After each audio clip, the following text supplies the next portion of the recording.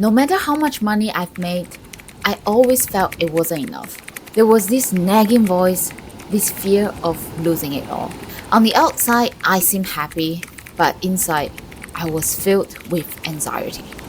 Constantly chasing something I couldn't quite define. That's what led me there, flying 18 hours to Hawaii to meet my mentor. I was searching for answers, but what I found was something far greater: peace, clarity, and a new perspective on life.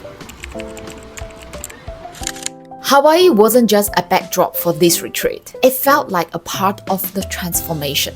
The ocean, the skies, the energy of this place. It was all part of the healing process. When I arrived at the retreat, I realized I wasn't alone. Everyone here was carrying their own struggles. We came from different places, but our fears and challenges were universal. Some participants felt lost, trapped in a cycle of uncertainty, unsure of their purpose or direction in life. Through the retreat, they found new directions and even started taking massive action since then. The Hawaii is a special place to open up your heart, and I received Ken's teachings a lot. And he taught me that you have to bring your energy, all your energy to boost your content.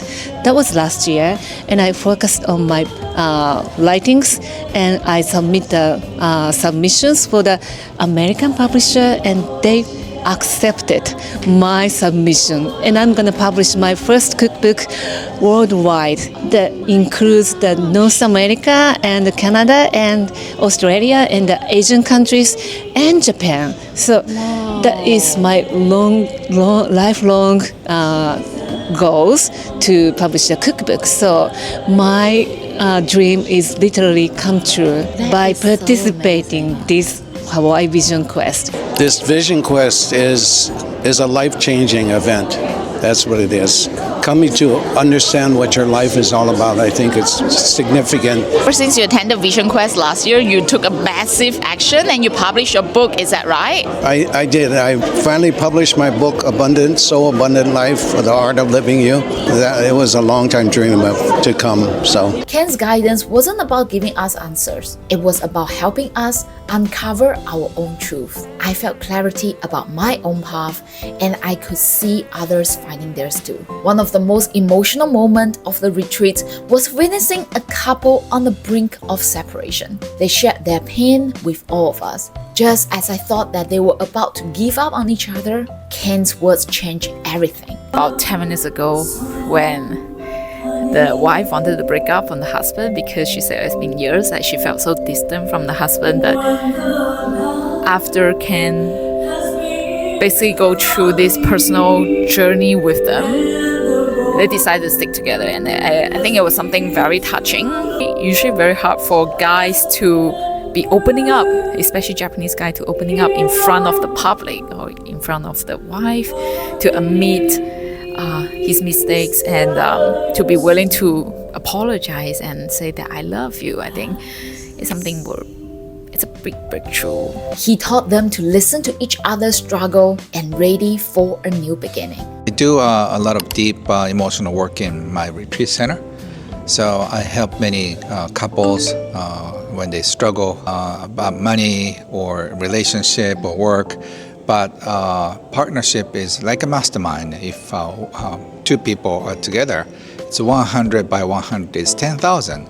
But if it's only like 100 plus 100 is 200. So you have to be really all in. You have to give your best shot to your partner. And then if he or she does the same thing to you, then you create a lot of miracles. One of the most profound themes of this retreat was letting go of the baggage we carry. Pain, guilt, or unresolved emotions from the past. It's something I've struggled with deeply myself. Ken asked us to imagine our parents' lives, the struggle that they endured. This exercise shifted so much for me. It turned resentment into appreciation and allowed me to release pain I didn't know I was even holding on to. And I remember when I was doing the exercise, I cried so much, connecting to my past. And I think it's such a meaningful and deep work that I just never thought that I would have so much emotions until I discovered recovery together with Ken. I think that was truly amazing. It was truly amazing because we don't usually think of our parents as people, their mom and dad. And when we put them in the context of Ken's the exercises that we did, how, our mother had her own dreams, our father had her own dreams, and coming back to that.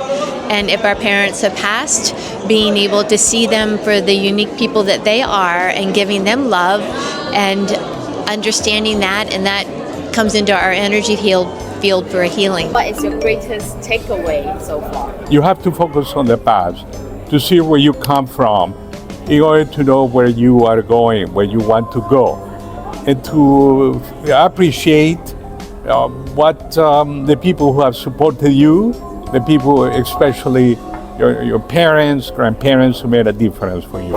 His guidance has helped me see that my past was not a burden, but part of my growth. It changed everything for me. And I felt like I could finally let go. When we let go of our past, we open ourselves up to new possibilities. Ken reminded us that forgiveness, both for ourselves and for others, isn't just an act of kindness. It's a gateway to freedom. Ken didn't do this alone. He brought in a surprise guest, a multi-billionaire mentor who shared his own struggles and successes with us. And Sabrina and I had the chance to interview him in person as well. We are now going to do an interview, and Chloe's going to be the one doing it. What's the greatest lesson that you have learned as an investor and as an entrepreneur? The most important thing in my life was to set the highest goal. Unless you set the high goal, you never achieve that goal. So the most important thing is with your pure mind, you have to get pure mind, and set the highest goal you can. So if you set just $1 million company, you can achieve maybe 0.8 million. If you put some goals, say $1 billion, Yes. then you can come up to $900 million. Okay. Or if you're successful, more than 1 billion, like me. To set a high goal, and you have to pronounce and advertise explicitly the goal. You need to announce it. Announce it. That will control you. I see. If you don't announce, you just think just internally, you never reach. Don't you afraid that what if you don't achieve it, and then people will think like, oh, he said that he wanted to do that but it doesn't happen? What if people laugh at me? What if I have this kind of concern? What's your take? Just forget it. Okay, I see. Don't pay attention to those people's criticism or some words. Just do yourself. Go your own way. So believe in my own dream and my own path. Right. I see. Exactly. If you can turn back time, what will be the greatest advice that you will give to young entrepreneurs and young investors who just get started? If you think some good business or some good project, don't wait. Do it right away. Do it right away. Execute now. So many people just study, analyze, prepare, and don't do it. 99%, especially intelligent people. Yeah. They study carefully, they find out some criticism, pros and cons, many cons, and they don't do it. I see. The important thing, if you have 10% vision, good some possibility, do it right away. And of course, you may fail. That's okay. When you fail, you say, I'm sorry, my apology. And then the next moment, you do it right away from zero.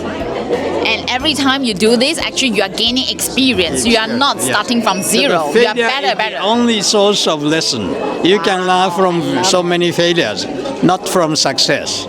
Success doesn't give you any kind of lessons. Another person who made the experience truly unforgettable was our translator, Sarah. Acting as our simultaneous translator from Japanese to English, she didn't just translate words. She conveyed every emotion with remarkable depth. Your translation was so touching. Like I cried so much as I go through this entire exercise with you. How do you feel as a translator, like doing this exercise together with Ken? The meditations that we just did are my favorite part, taking people through their father's entire life, their mother's entire life. I feel the emotions coming from Ken, but there's a lot of emotions coming from me too. When you translate, I get the full 100% of the emotions of who I'm translating for, and so you could hear me getting emotional. I was trying to not to cry. but I was crying. I had my tissues with me too.